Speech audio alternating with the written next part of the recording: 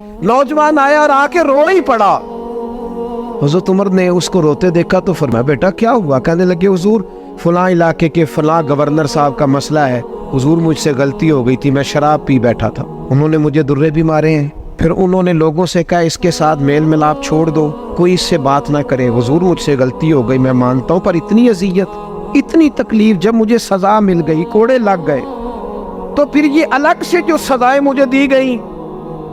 ये मैं हजरत उमर की बात कर रहा हूँ। मैंने जब ये पढ़ा था तो मैं रो पड़ा था। हजरत फारूक आजम ने उस नौजवान की बात सुनी, सुनो मैं क्या कह रहा हूँ, उस गुनाहगार की बात सुनी,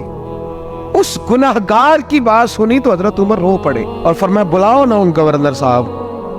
वो भी बड़े समझदार बावकार बड़े आदमी थे, बुलाया और बुला के फरमाया आपका इस जुर्म पर गुस्सा बिल्कुल ठीक,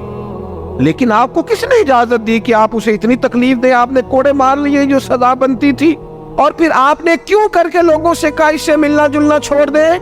फरमाया अब मैं आपको हुक्मन कहता हूं, अगर आज के बाद आपने कोई ऐसा काम किया तो मैं आपको सजा दूंगा। फरमाने लगे आपने कहा था ना लोग इनसे मिले जुले ना,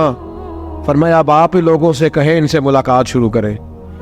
जब इन्होंने तौबा कर ली, अपना गुनाह मान लिया, जब इकरार कर लिया, माफी मांग ली, अब सजा का क्या माना हुआ, अब तकलीफ का क्या माना हुआ? सैयदना फारूक आजम रज़ी अल्लाह तआला अन्हु फरमाने लगे